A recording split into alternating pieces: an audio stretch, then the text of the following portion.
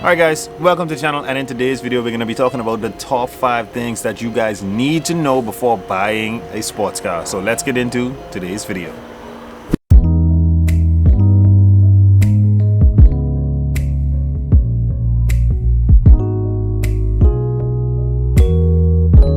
Alright, let's just start off this video by saying I've made a lot of dumb, stupid, questionable decisions when it comes to sports cars, project cars, dailies, pretty much everything. So you guys are now going to benefit from that information that I'm about to give you because I've already been through it, so you guys don't have to do it. So without further ado, let's get into it. Number one, something that actually I think a lot of people do not put into consideration is having a daily driver.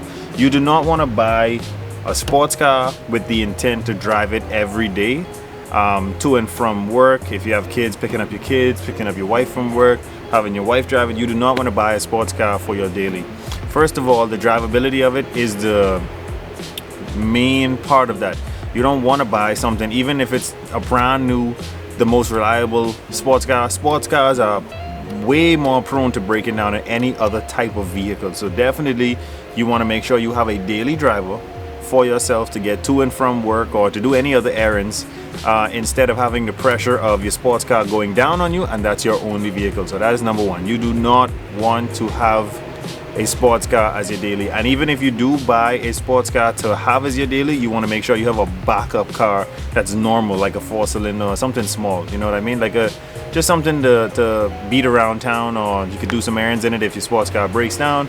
It's very important to have a daily before you get into sports cars. Number two, something that you really need to take into consideration before biting the bullet and getting yourself a sports car or project car is finances. You definitely want to know what your budget is to initially buy that vehicle, and you want to know what your budget is, like every time you get paid or every 2 months, every 3 months, however you want to do it. You want to stick to a plan of how you're going to attack that vehicle and how you're going to make it better or make it drive better or get the AC working or fix the paint, or you need to know what your financial state is and stick to a budget. You do not want every time you get paid you want to just dump your paycheck into the car. It's very easy to get into that habit, and then you still might end up with a vehicle that's not running or that you're not satisfied with. So patience and knowing your financial state and knowing how you want to move forward with that is definitely key. Number three, before buying a sports car, you need to know the condition of the vehicle. I'm talking about interior, that's the inside of the car, the exterior, that's the paint, the wheels of the car. You need to know the health of the engine. You need to know the health of your drivetrain. These things are extremely important when buying a sports car. When buying a everyday vehicle or something to just drive around, those things are not as important, but definitely with a sports car you need to know what you are buying into. You need to know if the engine has issues, if the tranny has issues, if your drivetrain has issues. If it's front wheel drive, the CV axle will be a drivetrain. If it's rear wheel drive, the drive shaft going from the transmission to the back will be a drivetrain. The rear end will be a drivetrain. All these things, you need to know what you're getting yourself into. If you're going to spend a good amount of money and buy a vehicle that doesn't have any problems, you're most likely, especially for a sports car, you're most likely going to spend 10 grand or upwards. Now, most people don't have that to spend on a sports car, so let's talk about the people that don't have 10 grand. You're going to spend $2,000 to $3,000 to buy a project car that's barely running. You need to make sure that you have the condition of the car down pat. You need to know what you're buying into, and that's definitely why number three is so important, because the condition of the sports car you buy is extremely important before you actually purchase that vehicle. Number four on the list of things you need to know before buying a sports car is, this kind of piggybacks off of number three, but it kind of is its own thing. You need to have a good working knowledge of vehicles in general, so that when you go to check on this condition, someone isn't able to swing you, someone isn't able to tell you that this is working when you can clearly see that it's not working, can tell you that, yeah, this was just painted, when you can tell that it was not just painted, yeah, this was rebuilt when it was not just rebuilt. So you need to know what you're doing when it comes to that. Yeah, so a good working knowledge of vehicles or of sports cars or cars in general will definitely help you when buying your first sports car. But like I said, if you don't have that knowledge, do not feel intimidated. Go with someone that you trust, that you know confidently that they know what they're talking about, like your regular mechanic that services your car, or someone that you know already builds sports cars or has a good knowledge of it. You need to make sure that the condition of this car is pristine, and a good working knowledge of vehicles is the only way to figure out what's going on with this vehicle and if it's a good buy or a bad buy. Number 5, when buying a sports car, that's something that a lot of people do not talk about and a lot of people do not do.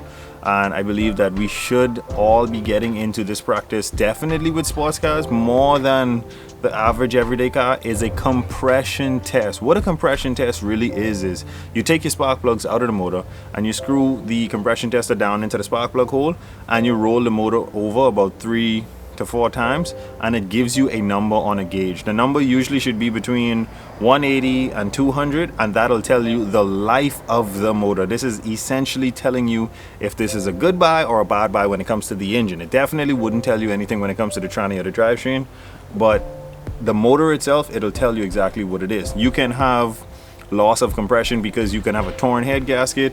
You can have loss of compression because the rings are worn or the piston is worn, or there's issues with the cylinder wall. The motor's been sitting up, the cylinder wall got pitted, now it's seeping compression.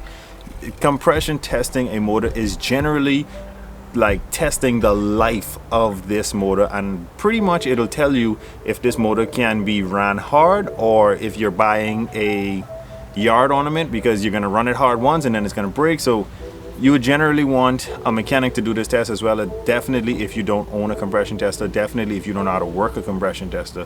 So definitely number 5, the compression tests your motors. Guys, this is extremely important to do, especially when spending $10, $20, $30,000 on a sports car. Extremely important. All right, and that is the 5 points. I'm going to give you guys one bonus point. The bonus point I'm going to give you is never buy a vehicle or a sports car, especially a sports car, for the asking price. If you go to a car lot and they want 6 grand, offer them 5 grand. See what they say.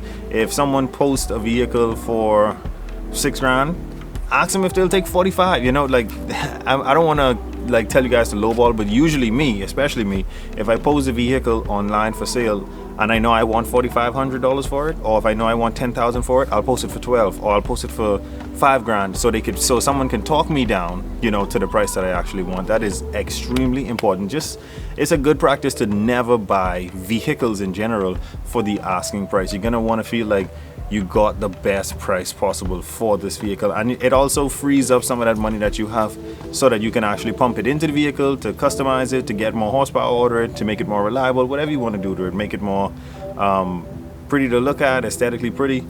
So definitely not paying full price would help you to achieve that goal. Alright guys, that is the end of this list of things you need to know before buying a sports car. If you liked this video, or if you benefited at all from any of this information in this video, make sure to hit that like button. If you like content like this, make sure to subscribe to the channel and hit that little bell to turn on post notifications so you guys never miss an upload. That is it for this video, guys. Always remember, don't drift without your dreams, and I'll catch you guys in the next one.